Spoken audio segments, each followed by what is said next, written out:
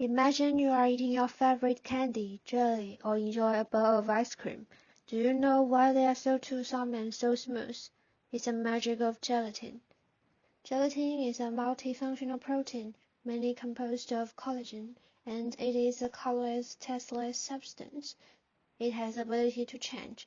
In different temperatures and conditions, gelatin can be changed from liquid to solid, and then back to the liquid state, just like magic.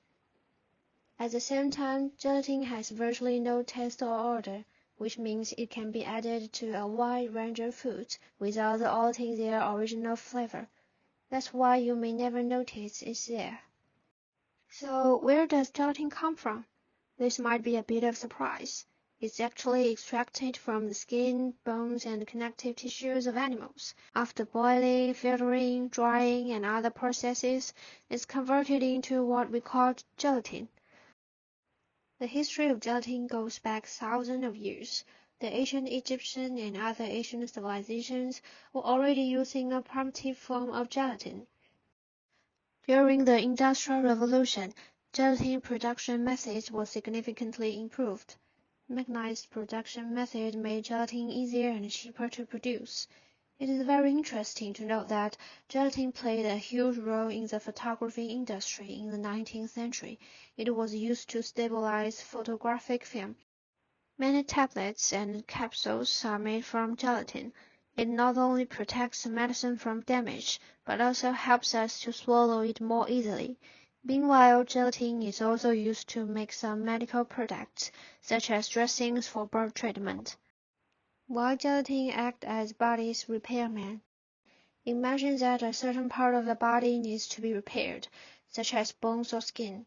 Gelatin can help build a framework that supports the growth of new tissues, which is like giving cells a template to tell them how to rearrange and combine. In the event of injury, dressings made from gelatin can help maintain appropriate humidity in the wound and accelerate wound healing. Gelatin can encapsulate drugs, such as in the form of microsphere formulations, with its target effect ensuring their correct release at the right place and right time in the body. Its long-lasting, sustained and controlled release function can reduce drug toxicity, and it can be made into different sizes. Its porous structure facilitates its bonding with drugs or cells, providing multifunctionality for treatment. When gelatin enters the human body, will it cause harm to the people? The answer must be no. Gelatin has good biocompatibility and biodegradability. When used in the body, it usually does not cause allergic or rejection reactions and can naturally absorb in the body. These characteristics are crucial for temporary medical implants and dressings, as they can be safely absorbed by the body after completing their functions without the need for surgical removal. Recently, scientists have discovered a special type of gelatin called sperma, which comes from salmon. Compared to the kind of gelatin we usually recognize as being made from cows or pigs, sperma has some super cool features. Sperma turns into a gel at relatively low temperatures, which means we don't need to turn up the heat while making things with it, and it helps to reduce processing costs. This gelatin has a lower viscosity, which makes it easier to process in fields of bioprinting and microfluidic technology. Also, flexibility enables sperma to better stimulate the soft characteristics of biological tissues in applications. Sperma is very sensitive to changes in the acidity and the alkalinity of the environment, which means that scientists can adjust its properties by changing the environment to make it more suitable for different purposes. What are the advantages of sperma compared to the conventional gelatin? Let's hear what the researcher says.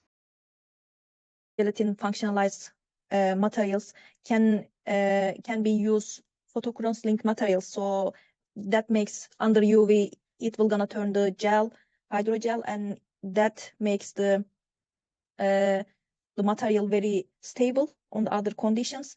And but for the gelatin itself, it's not usable like that. And also we can make mix that gelatin methacrylate or the other gelatin functionalized components some other like materials like alginate or chitosan kind of stuff.